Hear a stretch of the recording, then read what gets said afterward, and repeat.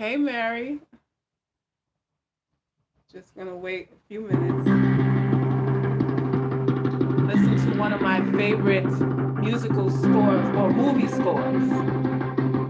This one is from the Transformers. I listen to this while I paint. I love this song.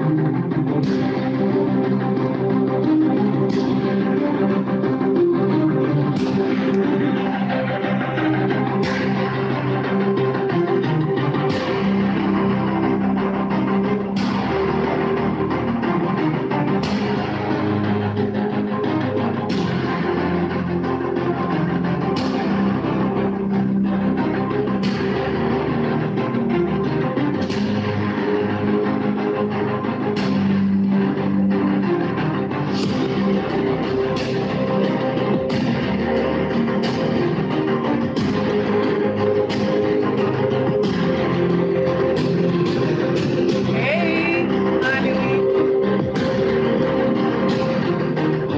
Hi, Robert.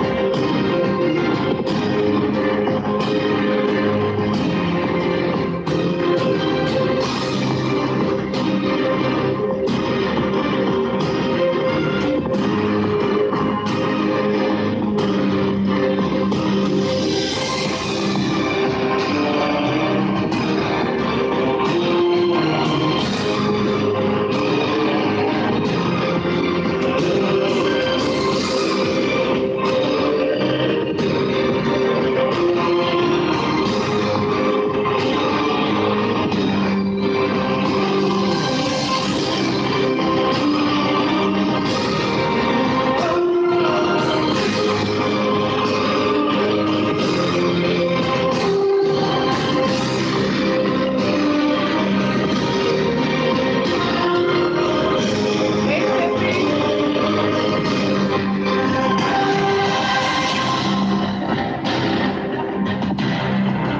You don't recognize this? This is the movie Transformers theme song. It's one of my favorite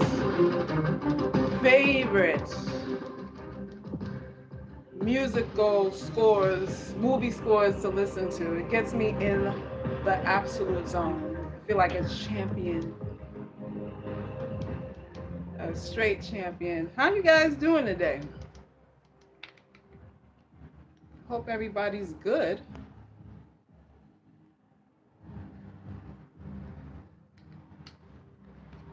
What 9 weeks you said you never got into Transformers? Oh man, that's one of my favorite movies there. Transformers, I love it, love it, love it. Hope all is well with you guys today. I wanted to come on here because I got into a conversation, private message conversation with a beautiful sister. And she expressed to me that she was having a challenging time emotionally right now. And I saw her post on Facebook, and in the post it says that, she basically didn't have any parents, right? And of course, people chimed in and gave their support and said, hang in there, you got me, you're not alone, the usual support stuff. And I was going to respond to, but I felt like the response that I was going to give might have read as not being emotionally supportive. People might have probably would have got offended by what I had to say to her. And the reason being is that we are using social media to medicate ourselves, right? We are airing all of our dirty laundry for the world to see. If you want sympathy, all you got to do is turn on your timeline, write something, anything, and you will get somebody to react to you immediately.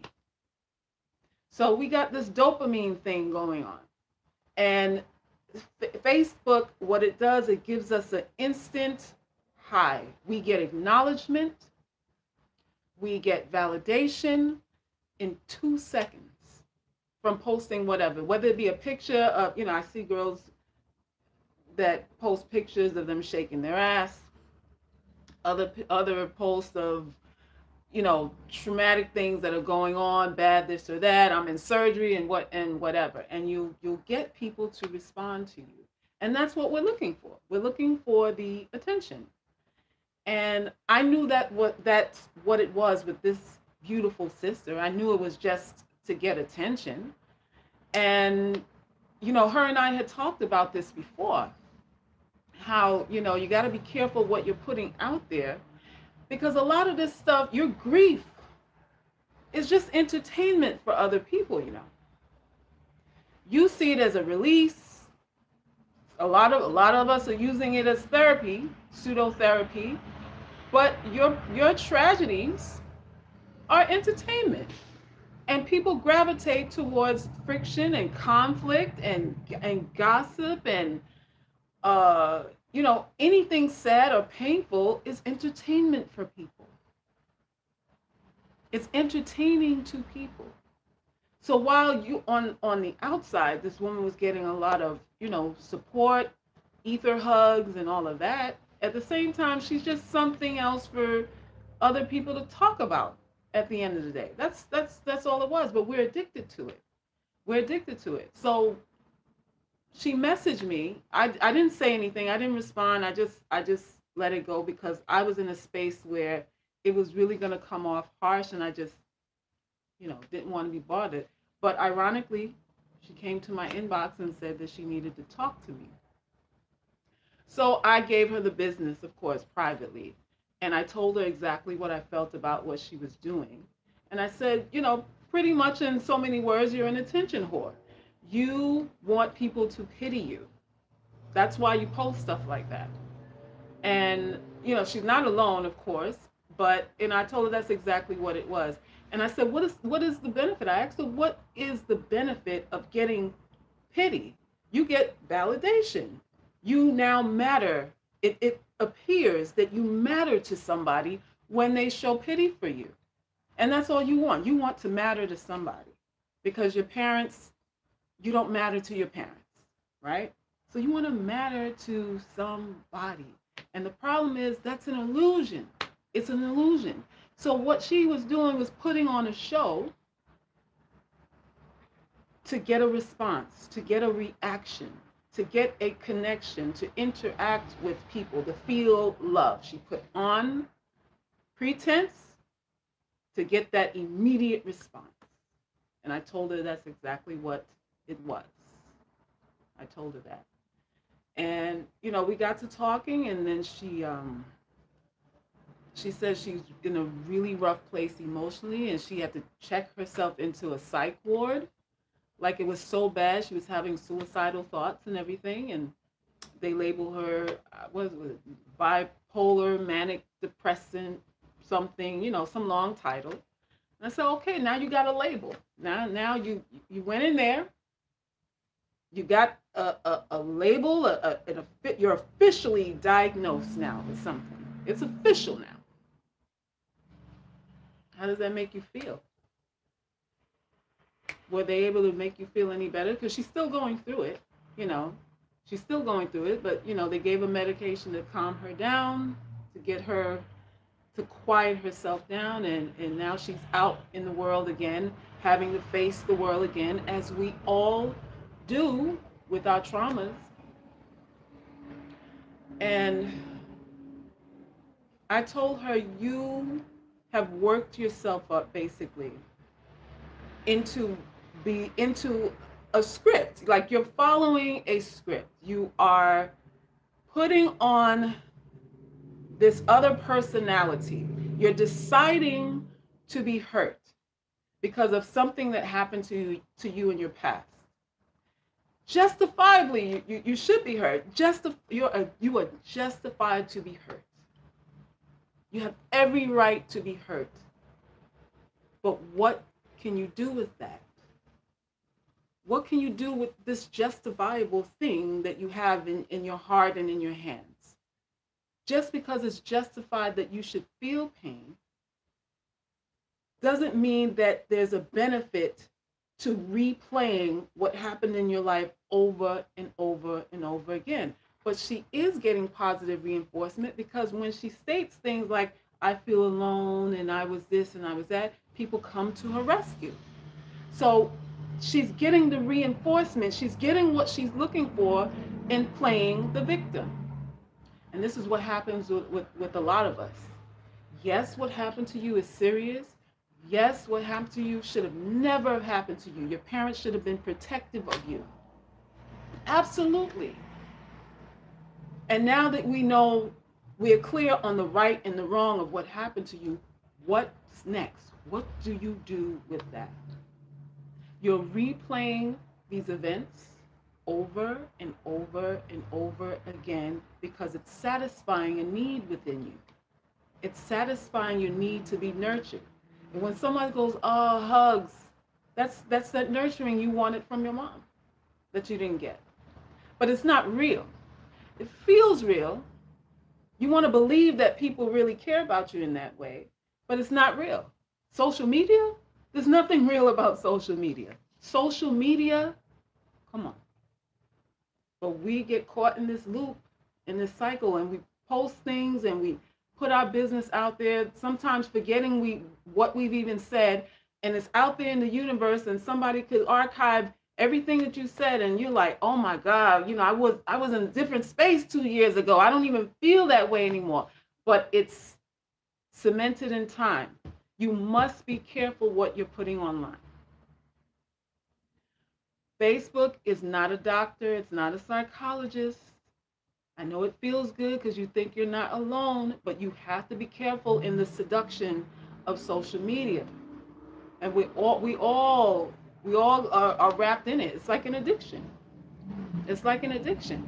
So, I went on to basically tell her that you've convinced yourself that what happened to you 10 or 15, 20, whatever years ago is happening to you right now. You're creating the feeling as if you're being violated right now, and you're believing it, you're acting it out so much so that you're throwing yourself into depression, into suicidal thoughts. That's that's the power of this. That is the power of the mind. Because she's not being abused right now. She's not. But here, she's playing it out in her head, and it feels like it was yesterday. It feels like it happened today. And she's she's putting so much emotion into it that she had to check herself into rehab to keep herself from harming herself or other people. The mind is powerful. The mind is powerful. So I said to her, you're making up this person. You created this person that's battling all these demons now. You have fueled her and given her life, given her a purpose in your life. She stands for something in your life. You're used to her being around, and you constantly strengthen her with these feelings and this emotion. I said, can we create another person besides this one that you're using to throw yourself into depression? And I asked her, and she's really talented. Really, she plays what do you call it? Cello, whatever you call it, like the big, oversized violin-looking things, and highly intelligent. She's a writer, poet. I mean, deep thinker, beautiful sister. And I said, if it's attention you want, why don't you write a masterpiece, something that gives us something to think about? Same attention, different purpose, but you can get positive attention by focusing on skills that will actually enhance not only yourself, be therapeutic to yourself, but other people who are going through trauma just like you. Why not Write a masterpiece. Why not film yourself playing that instrument that you love? Why not show people something positive instead of trying to garner this sympathy and this fake love, that you're going to get from social media? So I'm not even saying don't go to social media. I'm not saying don't post. I'm saying transfer this made up person over here, transfer her to another made up person over here. Everything about us is made up. Everything about us is made up. So the person that she made that's suicidal, the same strength it took for that is the same energy it could take for her to become a concert uh, celloist or whatever you call it. Soloist, whatever you call it. Same thing. Creating in your mind what you are. Creating the narrative, creating the story of what you are. When you go through trauma, you create a story in your head. And you're reinforcing it by your actions. And it's the same energy, it's the same logic to create a story that you want to tell, that you are proud of telling, that can actually be a benefit and enhancement to your life. I told her, what do you want to be? What else do you want to be? Let's put her in the closet. And what else would you like to be? The magic wand is yours. Who else would you like to be? And she told me. Spicy, saucy, Janelle Monáe, style, tomboyish, this, and she ran it down. She ran it down. And I got excited reading what she said that she would prefer to be. And the question was, what's stopping you from being that? What's stopping you from being that? Okay, you need permission. I give you permission to do it. I give you permission to do it. And it's as simple as that. We are telling stories. We're making up stories about victimhood, about, what we feel about ourselves. We're creating lifestyles around illusion. And we have so much emotional investment in it that the mind doesn't know if it's real or not. And it's not real. But in here, oh yeah, it is. Oh yeah, it is. Can you imagine that energy towards something constructive, something that will actually transform you and bring prosperity and love into your life? If it's all an illusion, and it is, why can't you think what you want? Why can't you make who you are what you want to be? Why do you need permission from me or anybody else to do that? What you think of yourself now is an illusion. You just have emotions behind it and it just feels real. So why not switch that over to a story you want to tell? We have the power to do that. We have the power to do this. Unfortunately, family can be your worst enemy, right? And I've expressed why before, but I'm going to say it again. And the reason why family can be such a detrimental influence on us is because we love them. Your mother is your first love. She's the one that fed you, bathed you. Your life depended on her taking care of you. So if you're dependent on her to take care of you, what she thinks about you is going to be important to you. Because your whole existence is contingent upon her seeing about you.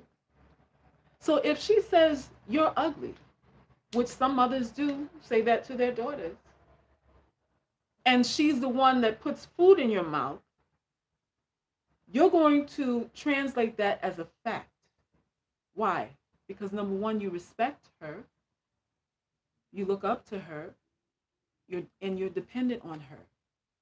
So what she thinks about you has to be a fact. And this is how we go through life.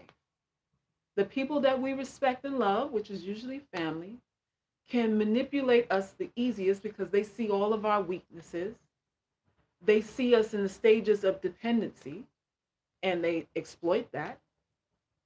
Instead of protecting us, they exploit that. And because they see us in the moments of weakness, and we are told from 2 years old, from the moment we have understanding that we have to listen to this person no matter what, which is our parents. No matter if they're hurting us or not, we must listen to them because they are the authorities over our lives. That carries over. You reach adulthood and you're still thinking in that vein. You're still thinking that that this person, it could be a teacher, it could be your man, a husband, or whatever. You respect them, whatever they think about you, it's law. It's an illusion. It's an illusion. I remember when I was in the second grade, right, and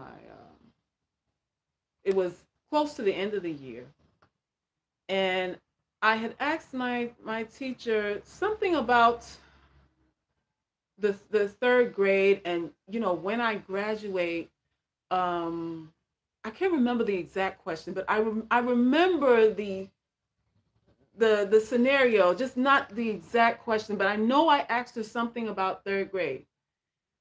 And she turned to me and she said, "Well, you mean if you graduate?" And I was like, "There's a chance I'm not going to graduate." Now, at that point, I knew it was the end of the year. So if I wasn't going to graduate, she would have known, and I basically would have known by then too, because the report cards were coming in and everything. But she made a point to knock down my confidence. I was already thinking about what my responsibility as a third grader. I was excited about going into the third grade. And she turned around and just demolished my excitement. She made me so unconfident in that moment. That one moment, it did something to me, to the point where I'm an adult with children of my own, and I remember that comment from second grade. She said, "Well, what makes you think?" Basically, she said, "What makes you think you're going to the third grade?" What kind of thing is that to say? What kind of thing is that to say? That destroyed me in that moment. That made me sort of question my ability academically. From that moment on, I was just like, I guess I'm not a good student. And I carried that with me throughout my whole school career. What this second grade teacher said to me totally destroyed me. I was like, oh gosh, I must be a fool. I must be a dummy. She didn't think to clean it up, correct it, or anything. I remember hanging my head like, oh, you're right. Maybe I'm not going to the third grade. I did go to the third grade. My grades were good enough to go, but she made a point to knock down my confidence. And I thought it was true that I wasn't a good enough student, as good as I thought I was, because I respected the teacher. She was an authority. She was a second authority to my mom. I had to listen to what she said in class, and then when I get home, I listen to what my mom say. So she was a second or third in command besides my parents. Never forgot it, and lived in that reality for years. For years. This is what we do. This is what we do.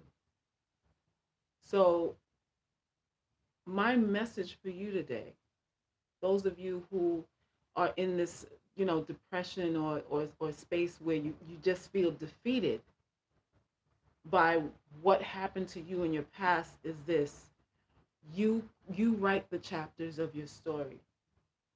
And when you are a child, you don't have power and authority over your life as a child. None of us do. But as an adult, you can create the story you want to tell.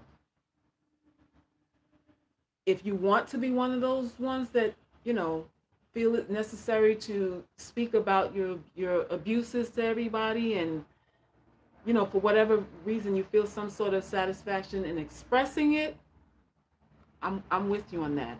But I'm also with those who want to speak another story into their lives. Instead of saying your mother abused you, you could say, well, she didn't know any better. She was broken. Or create a whole new story that you want to say, that you want to tell. This need to acknowledge the truth is overrated to me. It's overrated, and a lot of times the only purpose that it serves is really getting pity from people who are looking for sadness and madness and things that are people that are doing worse than they are, you know, so they can feel comfortable. That's what this whole social media thing does. We want to know someone's feeling bad. We like to hear those kinds of things because it makes us feel good about our badness, about the badness going on with us. We then get to compare our shit to yours, and if your shit is worse, then I'm not so bad. This is what we do when we entertain people with, you know, this reverb of what's happened to us. You can tell another story. They say fake it till you make it, and you know that usually applies to, you know, business aspirations, you know, career and money and that sort of thing. You know, it's all right to act like you're more successful than you actually are in business. But when we talk about personal things, then all of a sudden it's more advantageous to be transparent. When you speak of personal things in the open and in the public, you make yourself even more vulnerable, especially if you're not emotionally over it. You make yourself an open sore, an open wound for anybody to come and dig a fork in you and ignite the trauma in you again. Some things everybody doesn't need to know. You that's what personalities are for, by the way. You know, we all have personalities. We all have this persona that we've created so that we protect the inner shell, the inner coatings of ourselves, you know, and we need that. We need some defense against the world. If you are totally transparent and totally open with everything that you feel, and especially everything that you haven't gotten over, you're a sitting duck. Now, if you're over it and it's just a story that you're telling because you're over it, fine. But if you are not, you need to keep your mouth closed and work with who can help you. Talk to who can actually assist you, who's protective of your body and soul. Don't don't leave it for an open audience when you're still trying to heal yourself from it. Don't leave it for an open audience. And as I said, you can create any story that you want. You can make something up. You can. Christina said, because people will use that shit against you. Of course they do. Thank you, Mary. Thank you for the support. Yes, of course. When people get your inside scoop and inside information, they will always use it against you. Always. Because they know your vulnerabilities. So your vulnerabilities don't need to be common knowledge. They don't need to be common knowledge. I am a firm supporter in keeping secrets. If you don't know, I guess I'm just going to say it openly. I am firmly supportive of certain things are off limits for people to know. It's necessary for sanity. For sanity purposes, it's necessary. Learn I know this day and age that we're in, it's about transparency. But I want you ladies on this live to also love privacy. I want you to respect your privacy. You're entitled to your privacy. You need a space that no one has access to. You need parts of you that no one, I don't care if it's a lover, your mother, I don't care who it is. There should be parts of you that are off limits to every fucking body. Everybody. No one needs to know everything about you. I don't care how long you've been with him. I don't care who it is. I don't care who it is. I think that's a healthier way to be. I think that's a very healthy way to be. Don't I say in every live we talk too much? We talk too much. I'm on social media almost on a daily basis talking to you guys about life. And there are certain things about me you will never know. Because that's just the way I am. Maybe it's a Scorpio thing. I don't know. I'll blame it on the zodiac. But that's always been me. Because I don't want everybody having total access to me. There is a need to have a private side of yourself. A side that is inaccessible so that no one can break that down and break your heart. It's necessary. It's necessary. Maria says that goes for everybody because some things are embarrassing. Yeah, some things are embarrassing. Some things are. But even with that, it's just certain things everybody just does not need to know. Certain things everybody just doesn't, it serves no purpose for everybody to know. And that's just what it is. So the transparency thing that a lot of people feed us and how great it is only you're comparing your wounds with each other. And this is why I, initially was so against the whole sisterhood thing, because it's just these elaborate meetings to swap wound stories, trauma stories with each other, and who can outdo the other person in whatever level of trauma you've been through. It's just, you're just licking each other's wounds, and there's no real healing that goes on in these so-called sister circles. What is the reality of life? The reality of this life is that you can have what you want, you can be whatever it is you want, and you get to decide that. You became an individual when that umbilical cord was cut. And you definitely became an individual here when you released independence from your parents or whoever raised you.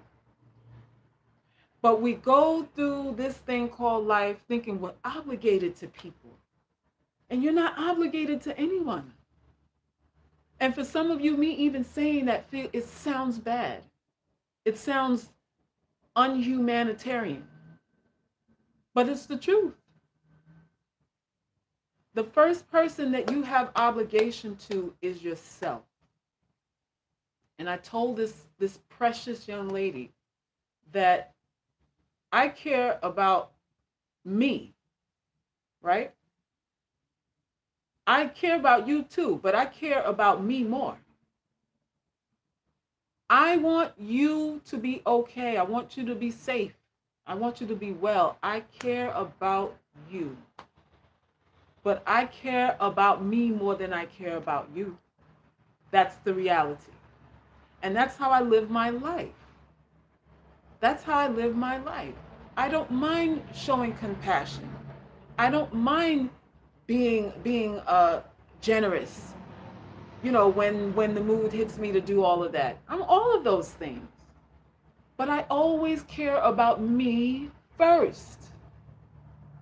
Because if I don't love me, what can I give to you? If I don't love me, how do I relate to the love you have for me? How do I recognize the love you have for me if I don't have it within myself? You see what I'm saying? So the foundation, I got to lay the foundation so that I can see the world unskewed, so that I can see this love that you have for me for what it is, and I can value it when I care about myself. I don't value your love if I don't care about me. I don't really accept your love if I don't care about me. If I don't love me, that's how this thing goes. That's the order of operations. That's the mathematics.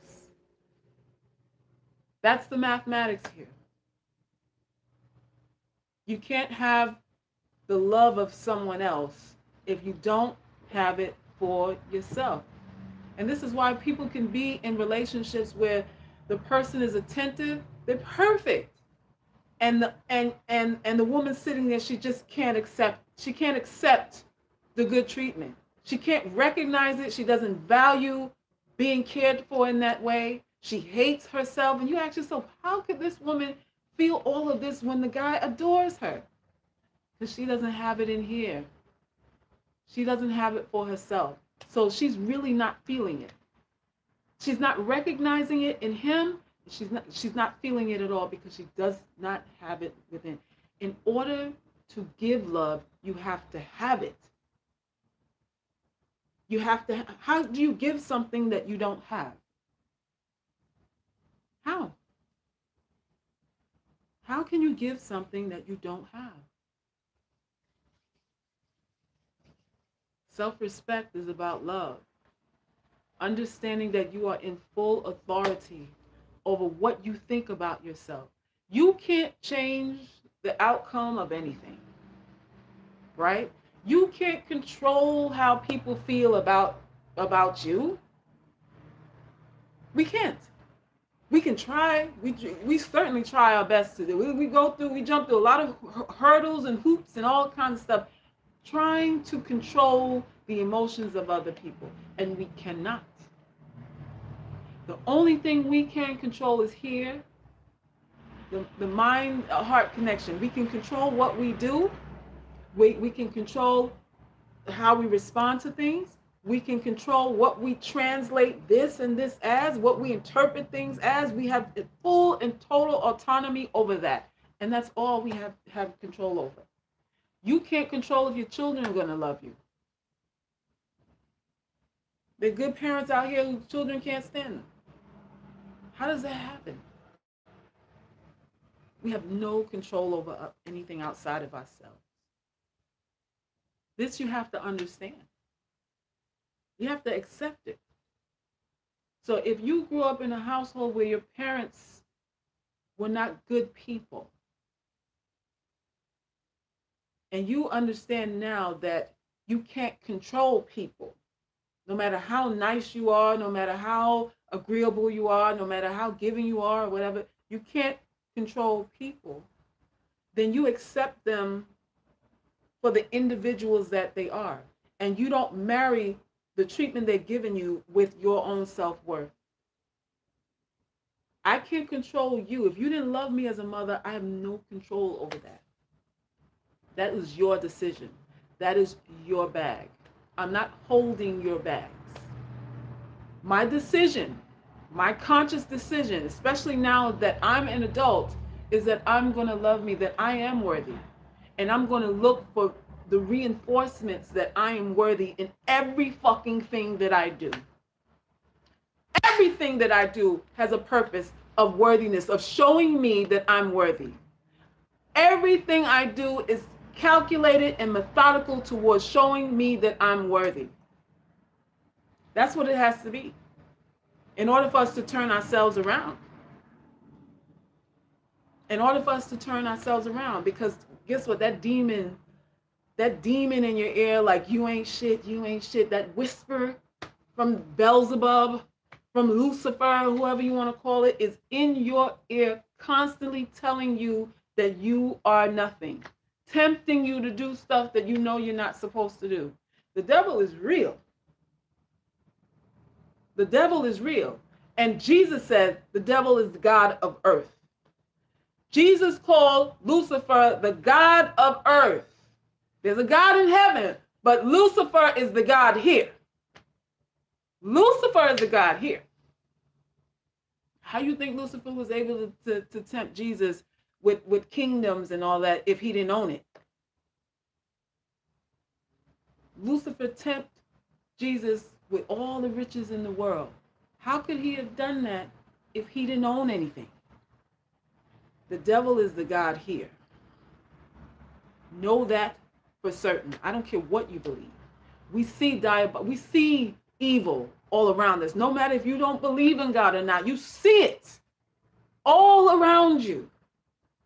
You call it whatever you want, but it's all around you. Understand that just as you have evil thoughts, and we do, just as you have thoughts, like, I mean, could you imagine if everything you thought at every moment was played out on a wide projection screen? What would people be seeing? Huh? What would they see? That's the thoughts of your mind. Could you imagine everything that you thought about? Someone else could actually see it? How many of us could still claim that we are good people if every thought of our mind was on a projection screen to play like if we were in a movie theater? Would you still be as good as you want people to believe you are? There's good and there's evil in all of us. All of us. No one is above reproach because we are here in Satan's playground. This world is the devil's playground, and we've all been touched by it. Some of us make a concerted effort to design our lives in a way where we're not tempted by those things. Others of us, especially those who don't have a religious base, say, you know, I'm going to dance with the devil. It doesn't matter to me. I'm going to experience whatever it is I came to experience because this is, you know, I signed a contract in heaven, you know, to come in this skin suit here and just do wrong. Do wrong as a study course or some shit like that. I don't know. That's soul contract nonsense. There's an ideology and a philosophy for any belief you have in this world. There's an ideology and a philosophy and a testament and a commandment of any belief under the sun. There are people that will give you proof like, here, this is what you should do. You just have to pick something. You just have to pick it. So then what is right or wrong? That will be the next question. What is right or wrong? And your body, your belly, usually tells you. We convince ourselves to do things because we want to satisfy cravings and impulses and all this kind of stuff, whether it serves us or not. But when something isn't right, do you not feel it in your gut? Don't they say that? A gut feeling? Do you not feel when something is wrong in your body? Doesn't your body give you that signal? Like, oh, I shouldn't do that. You get the feeling first. If you're really in tune, if you're really not out of your mind, you get the feeling in your gut first that, oh, something is evil about this person, or oh, I shouldn't eat that, or oh, I should take a chance on that. Your body sends you those signals of right or wrong. We have to get in tune with ourselves. Yada says, but I do it anyway. So isn't that hell? Aren't we creating hell for ourselves? Are we not creating hell for ourselves? You just admitted, Yada, that you do it anyway. And that's all of us. We get the feeling and we get the signal and we do it anyway because why? Because we can intellectualize why we should have it, even though it's going to be detrimental to us. We have people right now in this life eating things that are killing them. But they can intellectualize and justify why they should have it. Is that not insanity? Sure. And in that definition, we're all suffering from it. We are all insane. Every one of us. We're pretending to have sanity. We're pretending because we're hiding our shit. Now let's go back to the personality. We create this personality because we don't want people to see how crazy we are and how irrational we are. But eventually, the people that are closest to you do get to see it. They do. So while all these women on all these sites that you guys go to tell wear a good fitting bra, put on the nice clothes, put the heels on, do your hair look cute, talk soft and all that, and you're gonna get you a good man. And you do all that superficial shit. And by the time from the moment he opens your knees, your whole shell falls away. Your whole act goes to shit. You reveal that you're not as confident as you appear to be. And he goes, oh, you really ain't shit. I'm going to fuck the shit out of you and leave you. That's what I'm going to do. Now that I know you really ain't shit, you don't really have boundaries, you don't really have standards, you don't really like yourself. Oh, you've been abused? Well, let me add to that. Really?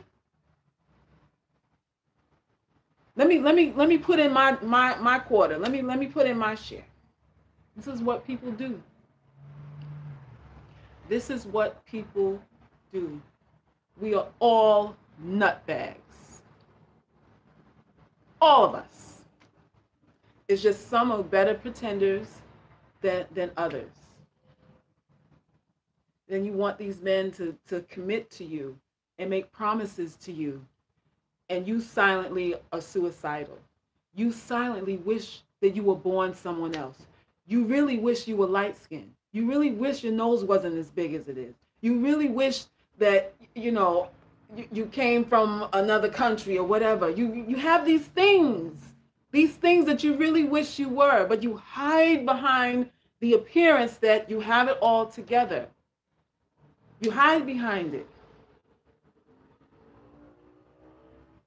Conflicts of interest. When do you start loving yourself? When does the love for yourself come?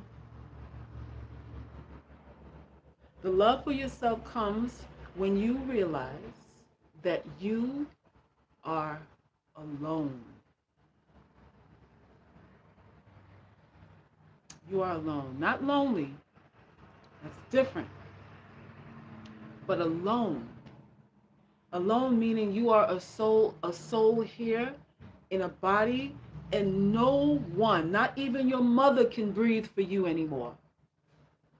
She did when you were in her womb, but she can't breathe for you anymore. She doesn't supply you any oxygen.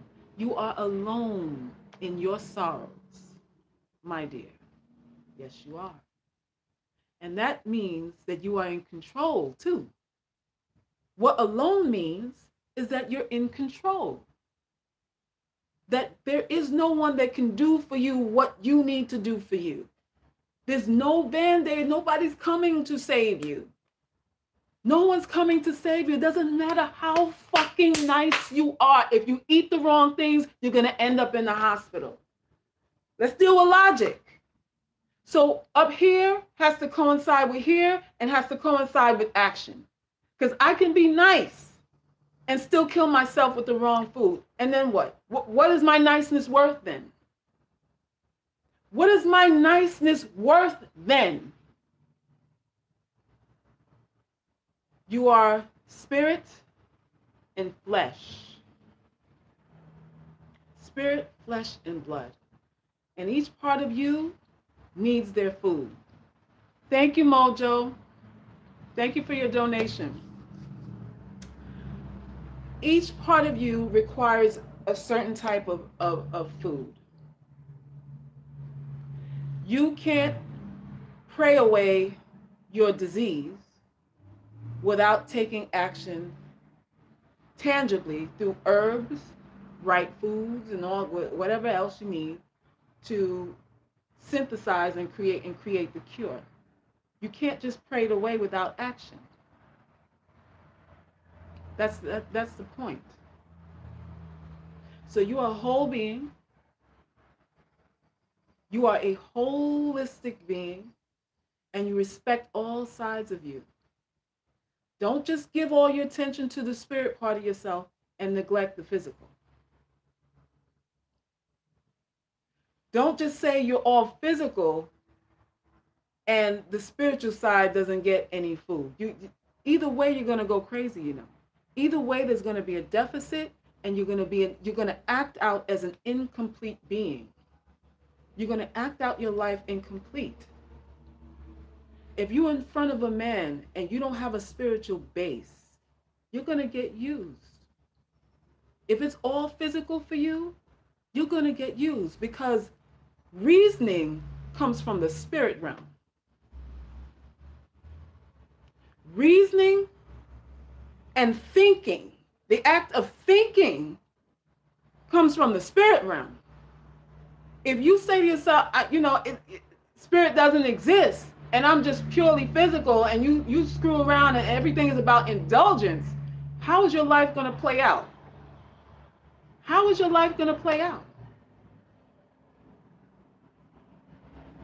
You're going to be ill prepared. You're not going to be prepared for all the scenarios that are going to come up in life. Your spirit and flesh. Spirit and flesh. And while you cannot change your past, you can transform what happened to you into something good, just like you see other people do. If a mother loses her child to a drunk driver, she creates an organization for drunk driving awareness, because she needs an outlet to heal from the pain of that loss. She needs to transfer that pain into something good. So she starts an organization for Mothers Against Drunk Driving. Isn't that what we do? If someone in your family has sickle cell or something like that, and you see what they're going through, you decide to make a donation or start a foundation for sickle cell cures or whatever. Because you need to transfer that pain to something. You can't eradicate the pain totally, because you're like energy. Like they say, energy can't be destroyed. The only thing you could do with the pain that you're feeling is transfer it. You're never going to be totally healed. I say that as a life coach. I coach people in healing. But the truth of the matter is, you're not, that pain will always walk with you, because that's part of your identity. It's a groove in your mind. It's within your DNA. It's in your bloodstream now. So what do you do with that?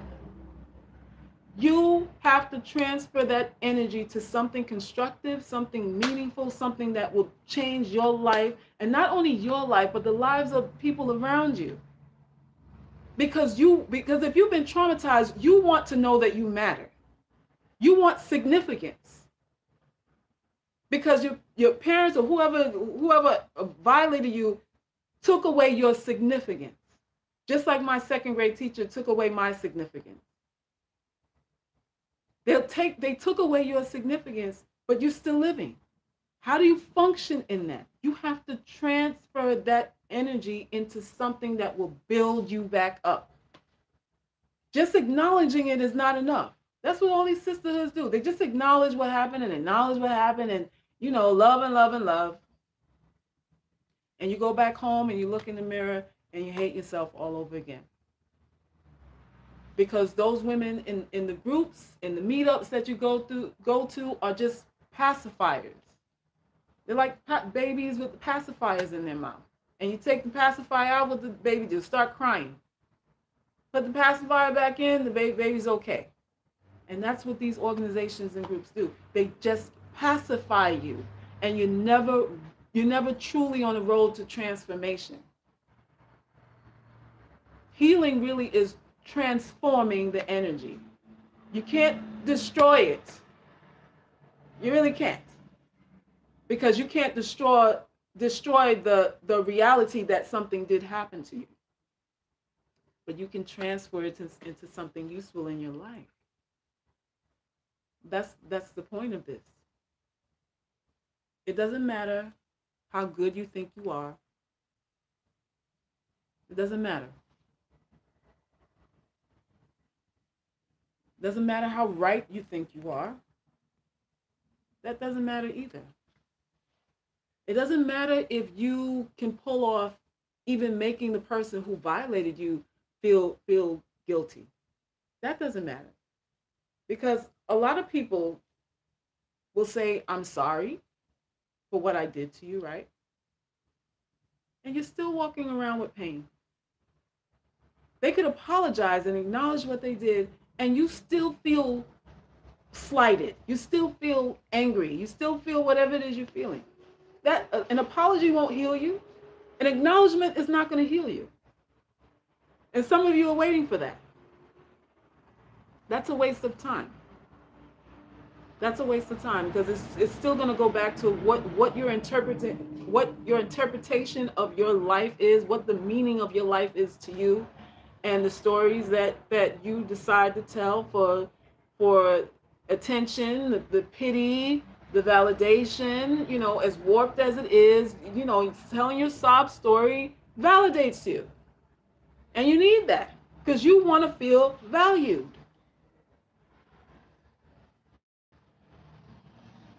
Kendrick, you asking me if a woman can have more than one man?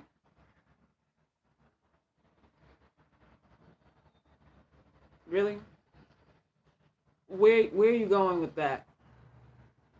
You see the flow of this conversation. Where are you going with that? A woman can have more than one man. If she wants to, you know, everyone has to know what their right or wrong is, and all of you do. Everybody on this live knows what their right or wrong is. We just ignore it. Kendrick, you know what's right or wrong. You know when you've hurt people. You know all of that. And either it matters to you or it doesn't. Either it matters to you or it doesn't.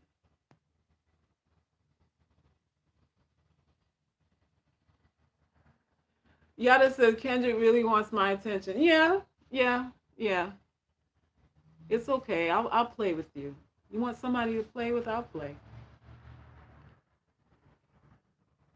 Maria said, to be honest, revenge makes you feel a bit better.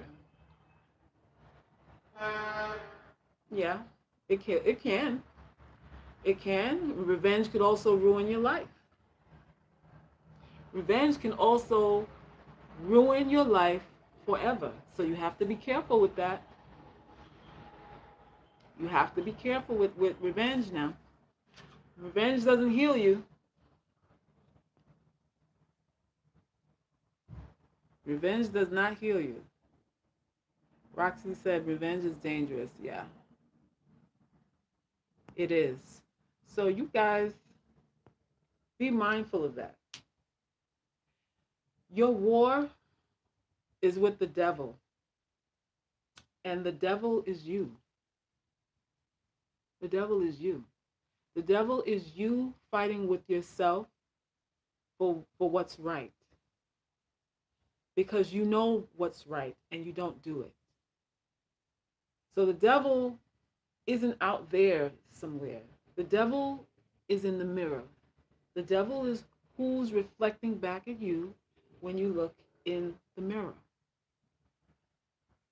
That is your first concern. You want to beat the devil? Look in the mirror.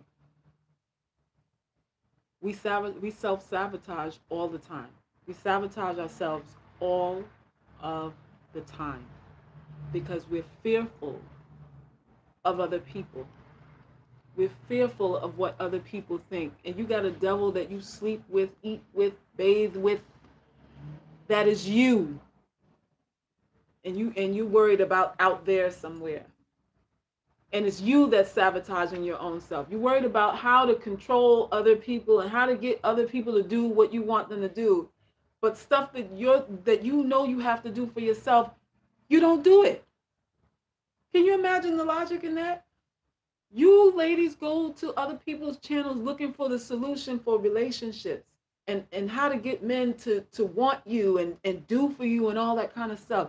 But the things that you have to do for yourself, you dismiss it. The things that are literally life and death for you, you won't do for yourself. And you want to know how to control other people. You're fixated on how to control men. Let's just say that, which is fine. I'm not even saying anything wrong with it. But I'm saying, how do you get over there when you don't have discipline for your own self? How do you control people without any discipline? A master manipulator has discipline, you know. A master manipulator has to have discipline, has to have mental control. How can you do that when you're a mess?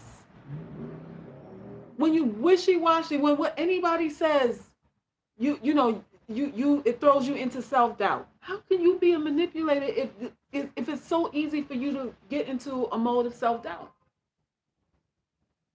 They're feeding you snake oil, or they're selling you snake oil. That's what they're doing. Because they know 90% of you are not in a mental space to do what it is that they're selling that you can do. That's the thing.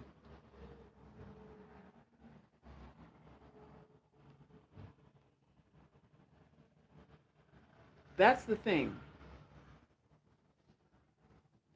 Maria says, when I get even, I can move on. Listen, if that is your way, then I'm in full support of that. If that's effective and you can do that in a way where you don't end up in jail or your life is ruined, I mean, I don't know how, but have at it. If that's the way that you heal, then there's nothing that I can say about that. There's nothing that I can say about that. Some people are supporters of revenge. Some people are.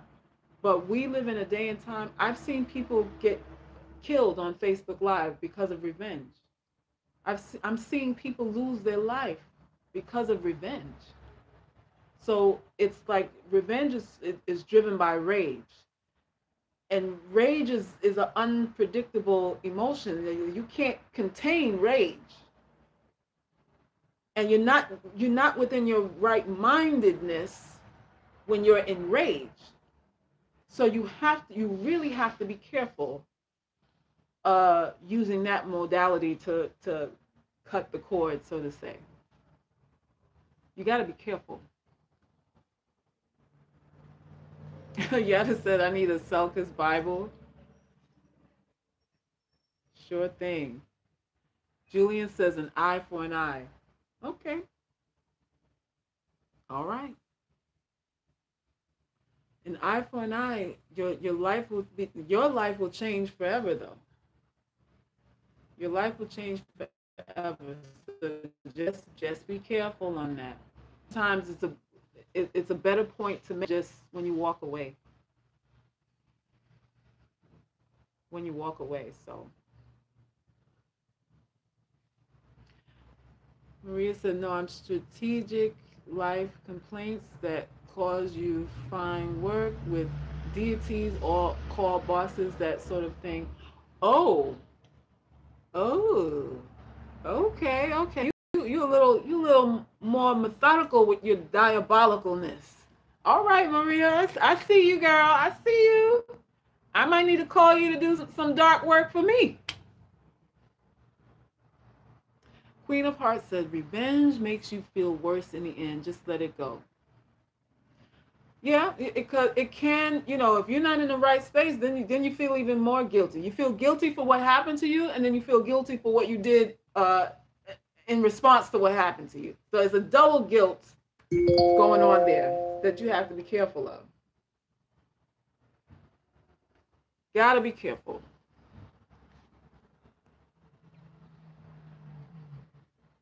C. Roy says, you decide what emotions you want to bring forth on the right side. Yeah.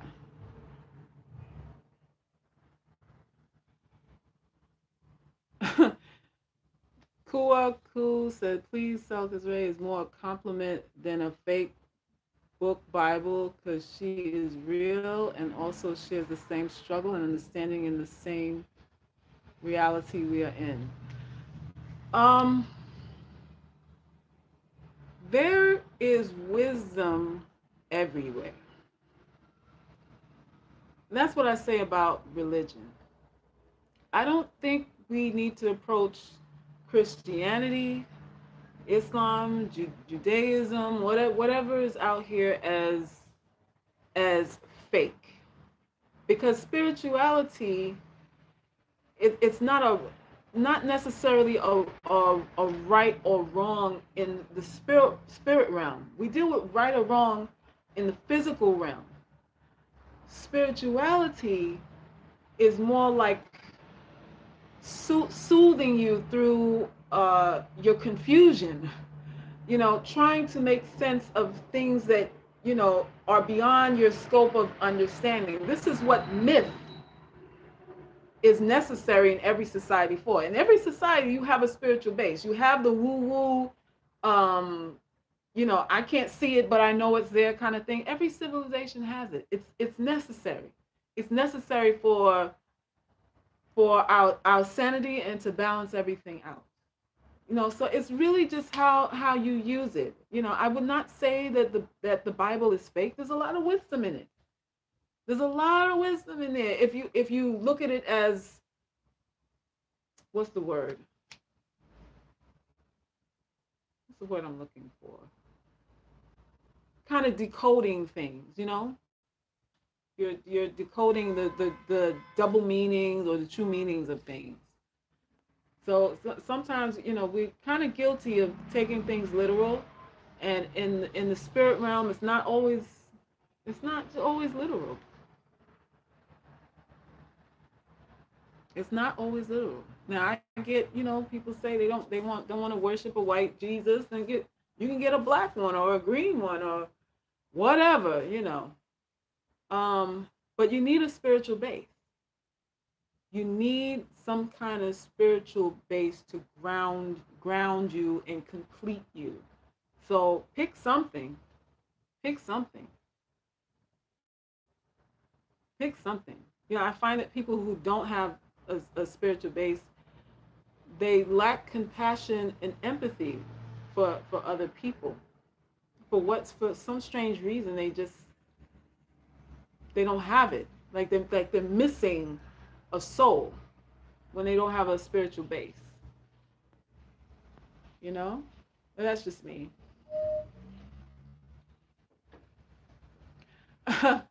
Girl 123 says the mafia gets away with their revenge.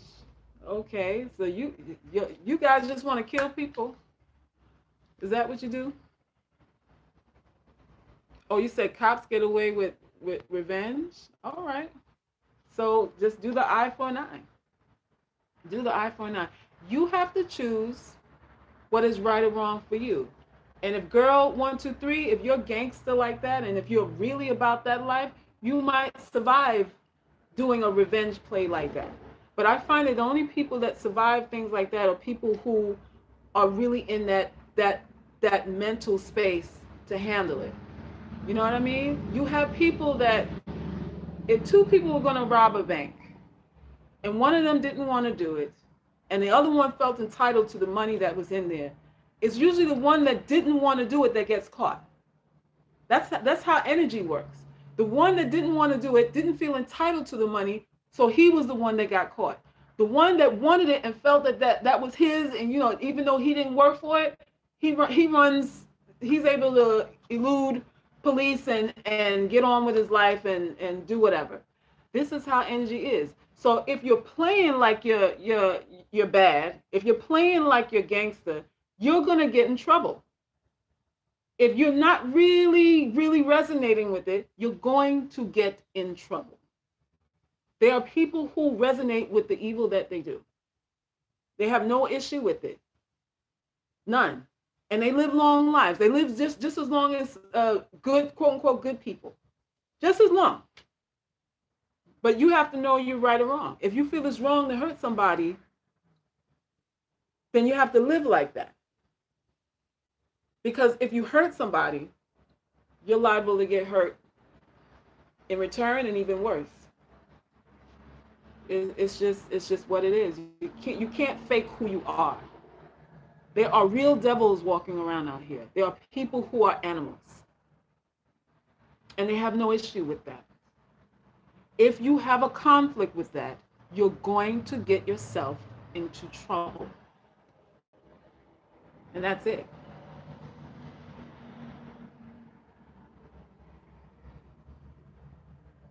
So, I'm in support of whatever you y'all want to do.